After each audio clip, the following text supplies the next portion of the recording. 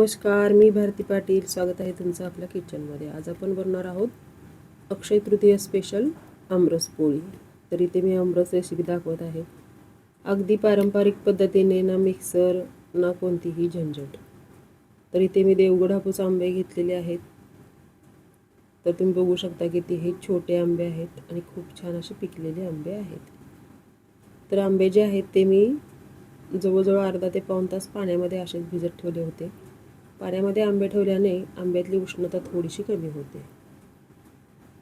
तर सुरुवातीला आंबे थोडेसे फोडून थोडासा रस सुरुवातीचा जो चिकट असतो तो काढून टाकायचा आहे. तर अशा पद्धतीने मी सगळ्या आंब्यांमधला रस काढून टाकला आहे आणि आंबे स्वच्छ धुवून घेतलेले आहेत. आमरस म्हटलं की सर्वांच्या आवडीचा पदार्थ आणि उन्हाळ्यात तर तो खूप जास्त प्रमाणात खाल्ला जातो. तर आंबे स्वच्छ धुवून झालेले आहेत. आता आपण याच्यामधला रस काढून घेऊया. तर सुरुवातीला थोडेसे आंबे असे मऊ करून घ्यायचे. पटकन कोय बाहेर निघते आणि रससुद्धा काढता येतो. आता सालीचा जो आतला गर आहे तो व्यवस्थित निघला जात नाही, म्हणून त्यासाठी एक चमचा घ्यायचा आणि चमच्याने असा सगळा गर असा निघून येतो. आणि अशा प्रकारेच आपण सगळ्या आंब्यांमधला रस काढून घेणार आहोत. आता रस काढून घ्यायचा सगळ्या आंब्यांमधला. अशा पद्धतीने जेव्हा आपण आमरस करतो खूप पटकन तयार होतो आमरस आणि खायलासुद्धा खूप चविष्ट लागतो हा आमरस. तर अशाच प्रकारे आपण सगळ्या आंब्यांमधला रस काढून घेणार आहोत. तुम्ही बघू शकता किती पटकन आतमधला गर निघतोय सालीमधला.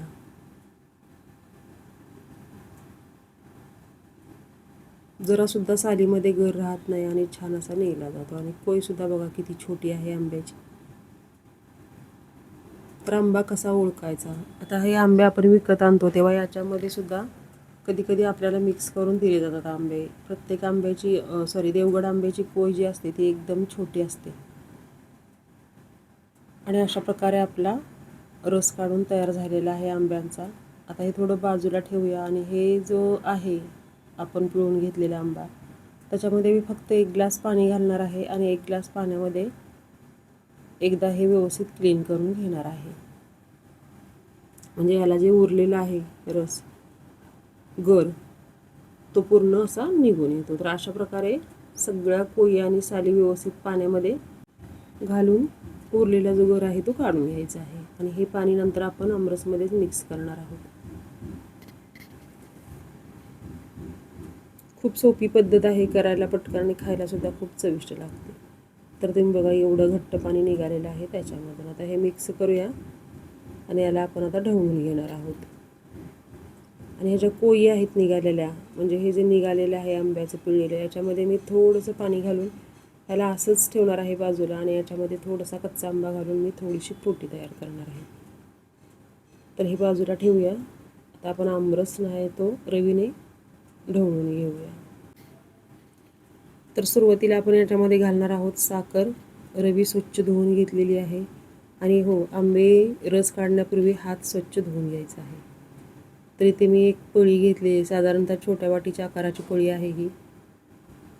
तर एक पळी भरून साखर घातली आहे मी. साखर तुम्ही तुमच्या आवडीनुसार कमी जास्त करू शकता. म्हणजेच एक छोटी वाटी अशा प्रमाणामध्ये मी साखर घातलेली आहे. गोड जे आहे त्याचं प्रमाण आवडीनुसार कमी जास्त.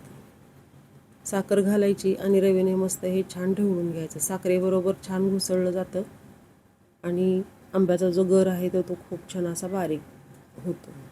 आणि असा जेव्हा आपण आमरस करतो त्याला अप्रतिम चव येते. अगदी पारंपरिक पद्धतीने आमरस तयार होतो. पटकन कमी वेळामध्ये, झंझट नाही मिक्सर लावायची किंवा काही नाही. आता हाच आमरस जर आपण मिक्सरमध्ये केला तर तो खूप घट्ट असा तयार होतो. आणि तुम्ही कधीही बघा, असा आमरस केल्याने याची चव आणि मिक्सरमध्ये बारीक करून घेतलेल्या आमरसाची चव खूप वेगळी लागते. खूप म्हणजे खूप वेगळी लागते. तर अशा प्रकारे आपला हा आमरस ढवळून झालेला आहे. तुम्ही बघू शकता किती छान असा जाडसर गुठळीवाला आमरस तयार झाला आहे. आता हे असंच उचलून मी याला फ्रीजमध्ये 2 तास ठेवणार आहे, म्हणजे हा खाण्यासाठी तयार. 2 तास फ्रीजमध्ये ठेवल्याने खूप छान असा थंड आमरस होतो आणि चपाती किंवा पोळी किंवा पुरीसोबत खायला खूप छान लागतो आमरस. एकदा करून बघा अशा पद्धतीने आमरस. आमरस जो आहे तो खूप थंड झालेला आहे. जवळजवळ 2 तासांनी मी आमरस फ्रीजमधून बाहेर काढला आहे आणि आता एका बाउलमध्ये ॲड करून त्याच्यामध्ये मी घालणार आहे वेलची पावडर, जी की मी आधी घातली नव्हती. आणि तुम्ही बघू शकता किती छान असा गुठळीदार आमरस तयार झालेला आहे. फार मोठ्या गुठळ्या नाही राहिलेल्या आहेत, पण खूप छान असा बारीक रवाळ छान आमरस तयार झालेला आहे. आता घालूया वेलची पावडर. साधारणतः अर्धा चमचा वेलची पावडर घातलेली आहे मी. वेलची पावडर घालायची आणि ढवळून घ्यायचं. आणि मग तुम्ही आमरसाची चव अप्रतिम.